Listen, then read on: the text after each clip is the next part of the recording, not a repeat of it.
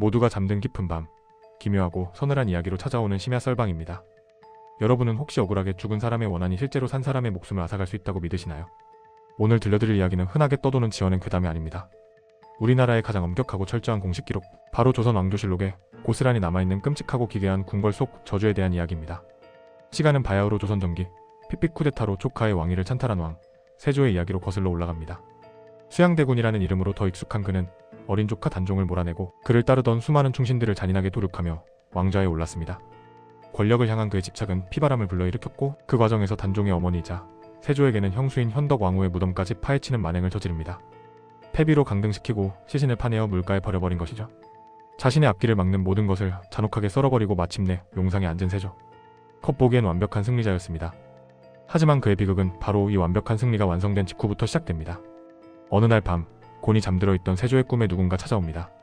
핏기가 전혀 없는 창백한 얼굴, 산발을 한 채 원망 섞인 눈빛으로 자신을 노려보는 여인. 바로 자신이 무덤까지 파헤쳐 능멸했던 형수, 현덕왕후의 원혼이었습니다. 현덕왕후는 세조를 향해 저주를 퍼부으며 갑자기 그의 몸에 침을 뱉었다고 합니다. 너무나 생생하고 끔찍한 악몽에 비명을 지르며 깨어난 세조. 그런데 기괴한 일은 꿈에서 깨어난 뒤에 벌어졌습니다. 현덕왕후가 침을 뱉었던 바로 그 자리, 세조의 피부에 흉측한 종기가 돋아나기 시작한 겁니다. 처음엔 작은 뾰루지 같았던 종기는 걷잡을 수 없이 온몸으로 퍼져나갔고 살이 썩어 들어가며 진물이 흐르는 끔찍한 피부병으로 번졌습니다. 어이들이 온갖 약재를 쓰고 명산대첩을 돌며 기도를 올렸지만 세조의 몸을 파먹어 들어가는 이 정체불명의 병은 절대 낫지 않았습니다. 하지만 저주는 세조의 몸을 망가뜨리는 것에서 끝나지 않았습니다.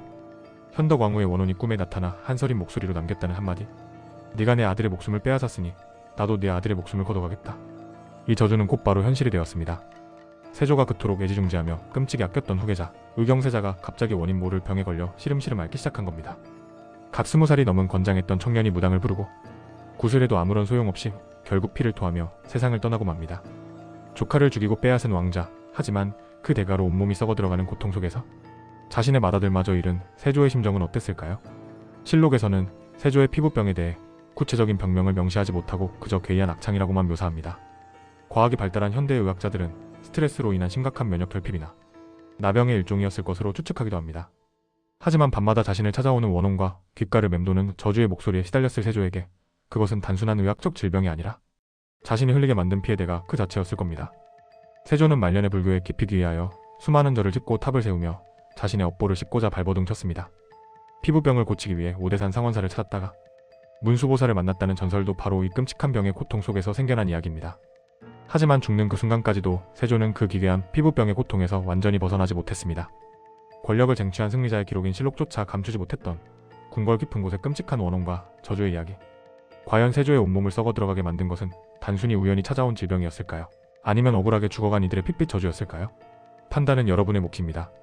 오늘 밤 여러분의 꿈자리에는 억울한 원혼이 찾아오지 않기를 바라며 심야 썰방 여기서 마치겠습니다.